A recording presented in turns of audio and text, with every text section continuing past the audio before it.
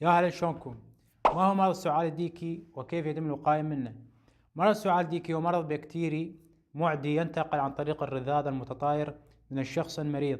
كان قبل يسمونه بمرض 100 يوم سعال، حيث يستمر السعال لدى الشخص بأكثر من 3 أشهر بالرغم من كل العلاجات المتوفرة. ويتميز هذا المرض بثلاثة مراحل من الأعراض السريرية، اللي هي مرحلة نزلية ومرحلة السعال والشهقات ومرحلة النقاهة. ما أقدر أذكر كل مرحلة بالتفصيل، راح أترك لكم معلومات وشرح مفصل في أول تعليق تدخلوا عليها على مود تتعرفون أكثر.